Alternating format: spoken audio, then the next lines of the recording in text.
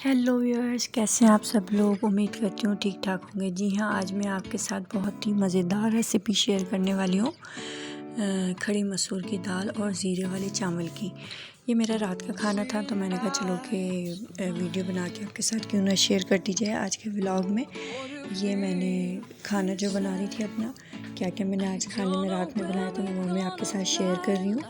तो ये मैंने मलका मसूर की दाल ले ली है। दाल में इसको मैंने फ्लेम ऑन करके चढ़ा दिया था।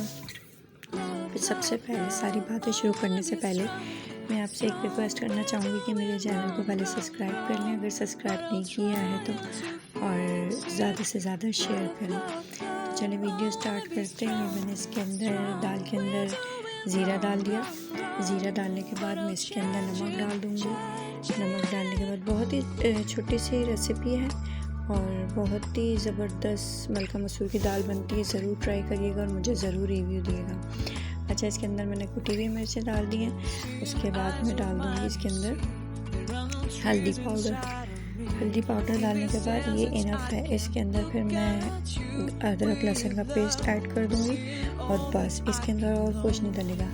ज़ीरा, हल्दी, कुटी हुई लाल मिर्चें, नमक और अदरक लहसुन का पेस्ट, बस इसके अलावा और कुछ नहीं डलेगा। इसको इन्हें डाल के मैं चढ़ा दूँगी जब तक ये दाल गल ना जाए। जब तक ये दाल गलती है और उसके बाद फिर मैं मज़ीद प्रोसेस आपको बताती हूँ कि मज़ीद प्रोसेस इसका कैसे होगा।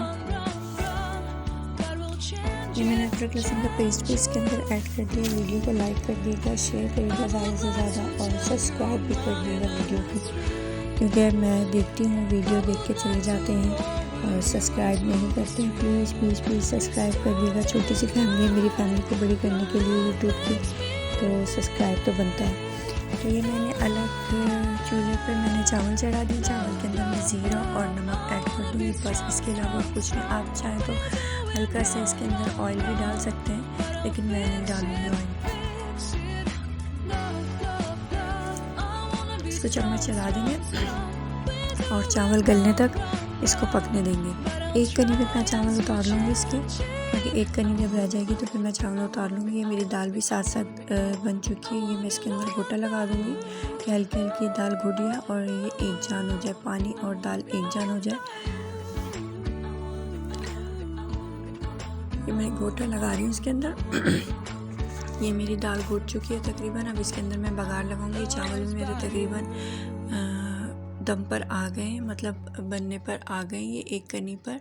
अब मैं इस चावल को नितार लूँगी। नितारने के बाद फिर मैं दाल के अंदर बघार लगा दूँगी। बघार के अंदर मुझे क्या क्या चाहिए होगा, लहसुन और साबुत मिर्चें। वैसे तो मैं बहुत सारी बघार में बहुत सारी चीज़ें डालती हूँ, लेकिन फ़िलहाल मैं यही यूज़ कर रही हूँ तो मैंने यही बता दिया है।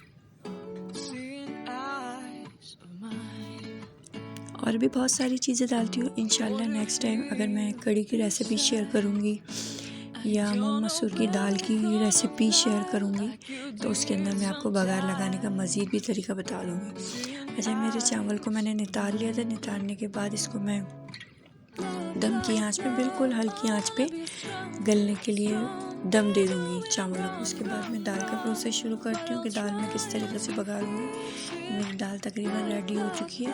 अब इसके अंदर मैं बघार लगा दूँगी बस।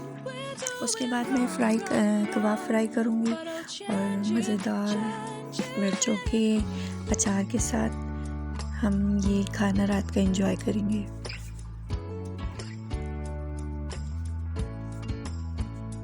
अपनी बहुत सारी दुआओं में मुझे याद रखिएगा। अल्लाह हाफ़िज़।